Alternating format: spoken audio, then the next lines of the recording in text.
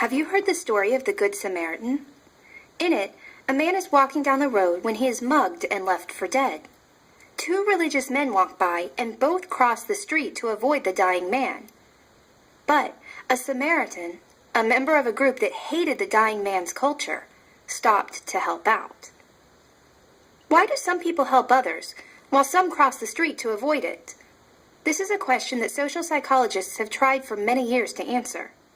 They have found many reasons why people engage in prosocial behavior, or actions that help other people.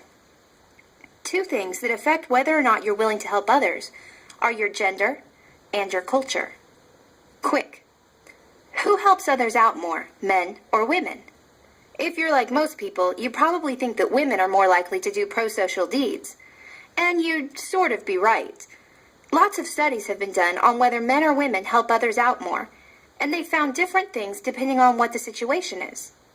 When there are dozens or even hundreds of studies done on a topic like this, psychologists often read them all and then try to find patterns across the studies.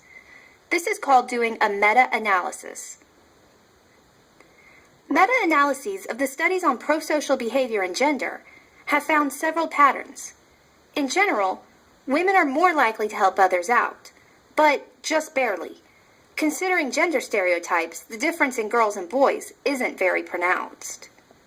However, there are other interesting differences in the types of help that people offer. Women are more likely to offer nurturing help. That is, they are likely to lend an ear to a friend in need, or offer their couch for someone who doesn't have a place to stay. Men, on the other hand, are more likely to help out in chivalrous ways, stepping in to defend a girl from being harassed, or helping an old lady carry her groceries from her car to her door. Think back again to the story of the Samaritan who helped out.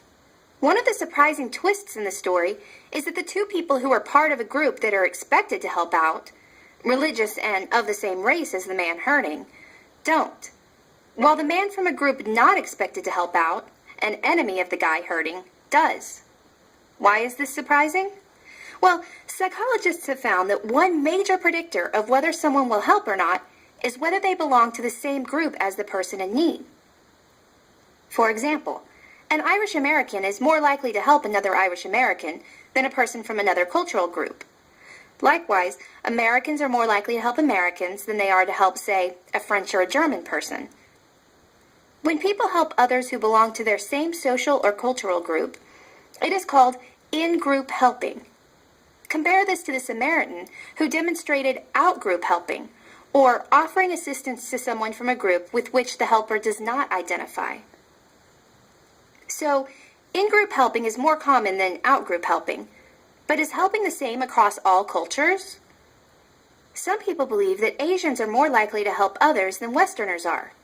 This is because most Asian cultures are collectivist cultures. That is, society views the group as more important than individuals. Compare this to most Western countries, which are individualistic cultures. They believe more in personal autonomy and independence. So, is it true that people from collectivist cultures help out more? Well, yes and no.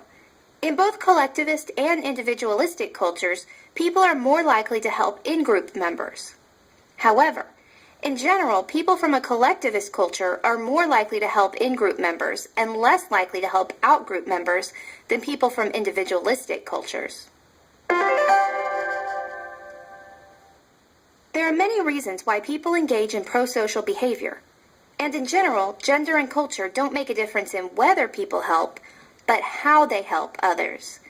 Women are more likely to help in a nurturing way, and men are more likely to help in a chivalrous way. In addition, everyone is more likely to help out a member of a group with which they identify, but there are also differences in collectivist and individualistic cultures. People from individualistic cultures are more likely to help a member of an out-group than people from collectivist cultures. However, collectivist cultures produce people who are more willing to help people from their in-group.